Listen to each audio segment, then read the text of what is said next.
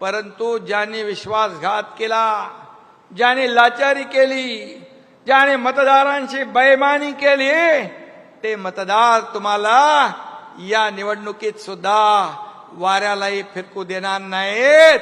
तुम्हाला तुमची जागा दाखवल्याशिवाय राहणार नाहीत. आता आहे ना मराठी माणूस आठवेल, आता मराठी माणूस आठवेल, मराठी माणसाच्या नावाने खोटे गळे काढतील.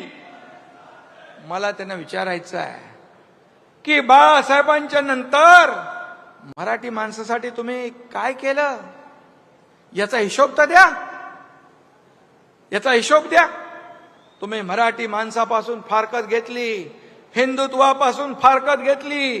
तुमच्या नाकर्तेपणामुळेच मुंबईतला मराठी माणूस हद्दपार झाला, मुंबईच्या बाहेर गेला, नाला सोपाराला गेला, इकडे बदलापूरला गेला, वसई विरारला गेला. हे पाप तुमचं आहे. गेले 20 वर्ष मुंबईमध्ये कोणी सत्ता गाजवली हे सर्व श्रुत आहे. आणि म्हणून आता म्हणतात आम्ही हिंदुत्व सोडलं नाही म्हणता. मला सांगा, हिंदुत्व सोडलं नाही? हिंदुत्व काय टी शर्ट आहे का? घातला, काढला, सोडला? मला सांगा, हिंदुत्व तुम्ही सोडलं नाही.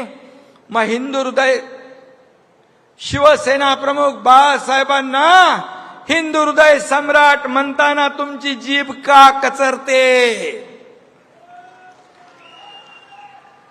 हिंदू धर्माला शिव्या देणाऱ्यांच्या मांडीला मांडी लावून का बसता?